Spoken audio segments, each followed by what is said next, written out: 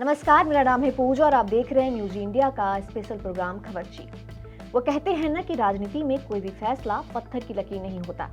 कल तक जिस राहुल गांधी को घेरने के लिए सरकार ताल ठोक रही थी, आज वहां से यू टर्न की खबर आ रही है। आज के खबरची में बात होगी सुप्रीम कोर्ट की उस फटकार की जिसने पंडित और घूसखोर के मेल पर सवाल उठाए हैं। बात करेंगे राजपाल यादव की, जिनकी हंसी गायब है और जेल की सलाखें सामने है।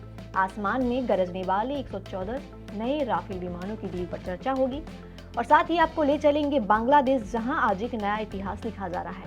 और हाँ, पीएम मोदी का नया ठिकाना अब क्या होगा ये भी बताएंगे।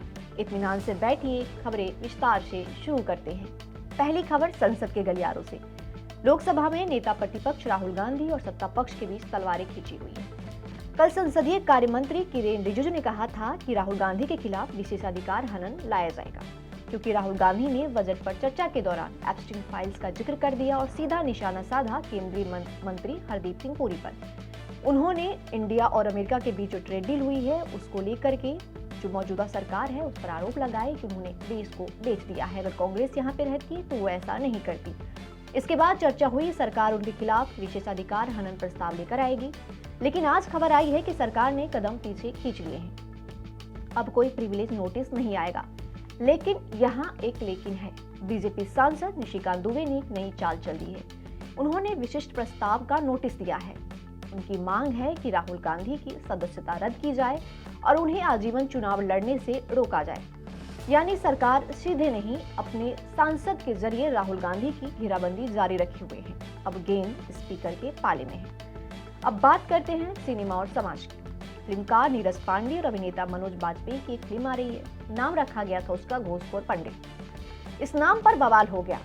जिस समुदाय को नाम लेकर के टारगेट किया गया, उन्होंने आपत्ति जताई और मामला पहुंच गया सुप्रीम कोर्ट। गुरुवार को जस्टिस बीवी नागरत्ना और जस्टिस उज्जवल भुइया की बेंच ने जो कहा वो फिल्म मेकर्स के लिए किसी झटके से कम नहीं है। अदालत ने फिल्म मेकर्स को कहा कि समाज के एक वर्ग को इस तरह अपमानित क्यों कर रहे हैं। कोर्ट ने साफ कर दिया कि यह नैतिकता और लोक व्यवस्था के खिलाफ है। ब्राह्मण समाज ऑफ इंडिया ने भी इस पर आपत्ति जताई थी। कोर्ट ने फटकारते हुए कहा कि क्रिएटिविटी के नाम पर आप किसी जात या धर्म के प्रति स्टीरियोटाइप को बढ़ावा नहीं दे सकते। जब तक नाम नहीं बदलेगा, नेटफ्लिक्स पर फिल्म रिलीज नहीं होगी। अब मेकर्स को नया नाम खोजना होगा। जस्टिस बीवी नागरत्ना और जस्टिस उज्जवल भुइया की पीठ ने सूचना और प्रसारण मंत्रालय, केंद्रीय फिल्म प्रमाणन बोर्ड और नीरज पांडे को नोटिस जारी किया है। हंसाने वाले राजपाल यादव आज खुद परेशान है। चेक बाउंस का पुराना मामला है, 5 करोड़ की उधारी है। राजपाल यादव ने दिल्ली हाईकोर्ट में सरेंडर किया, जमानत मांगी। चेक बाउंस मामले में दिल्ली हाईकोर्ट ने उन्हें जमानत देने से साफ इनकार कर दिया। कोर्ट ने कहा आपको 30 मौके दिए, आपने वादा नहीं निभाया। राजपाल के वकील ने दलील दी कि 5 करोड़ में से 3 करोड़ चुका दिए हैं, परिवार में शादी है इसलिए उन्हें बेल दे दीजिए, पर उन्हें जमानत नहीं दी। अब इस मामले में अगली सुनवाई सोमवार को होगी। तब तक राजपाल यादव को जेल में ही रहना होगा। अब बात करते हैं सरहद की सुरक्षा और आसमान की ताकत की बात। डिफेंस की दुनिया से आज बड़ी खबर सामने आई। रक्षा अधिग्रहण परिषद यानी डीएसी ने 114 नए राफेल फाइटर जेट्स की खरीद को मंजूरी दे दी है। करीब 3.25 लाख करोड़ की ये डील भारत के इतिहास की सबसे बड़ी और डिफेंस डील्स में से एक है। फ्रांस के राष्ट्रपति इमैनुअल मैक्रोन 17 फरवरी को भारत आ रहे हैं। माना जा रहा है कि उनके स्वागत के साथ इस सौदे पर पक्की मुहर लग जाएगी। वायुसेना में स्क्वाड्रन की संख्या कम हो रही है, उसे भरने के लिए ये राफेल संजीवनी का काम करेंगे। साथ ही अमेरिका से 658 विमान भी आएंगे। यानी भारत अपनी डिफेंस ताकत को नेक्स्ट लेवल पर ले जा रहा है। अब आसमान में भारत की ताकत चीन और पाकिस्तान के लिए बड़ा सिरदर्द बनने वाली है। अब बात करते हैं पीएम मोदी के नए पते की। कल की तारीख यानी 13 फरवरी दिल्ली के इतिहास में दर्ज होने वाली है। प्रधानमंत्री मोदी अपने नए दफ्तर सेवा तीर्थ में शिफ्ट हो रहे हैं।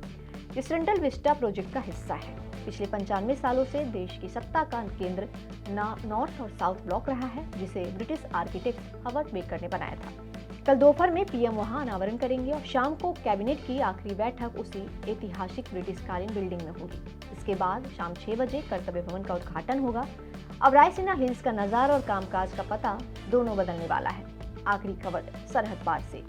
आज 12 फरवरी 2026 है। बांग्लादेश में वोट डाले जा रहे हैं। अगस्त 2024 में जो छात्र आंदोलन हुआ था, जिसमें शेख हसीना को देश छोड़कर भागना पड़ा था, उसके बाद से ही पहली बार वोटिंग हो रही है। शेख हसीना के 15 साल के चुनाव के अंत के बाद ये पहला चुनाव है।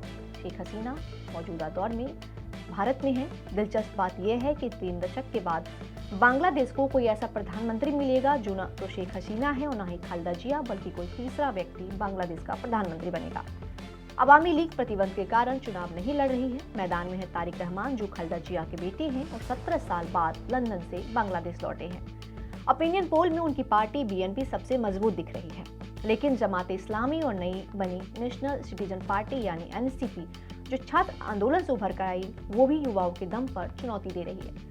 भारत के लिए सुकून की बात यह है कि बांग्लादेश की जनता और वहां की मुख्य विपक्षी पार्टियां अब भारत के साथ बेहतर और सम्मानजनक रिश्तों की वकालत कर रही है।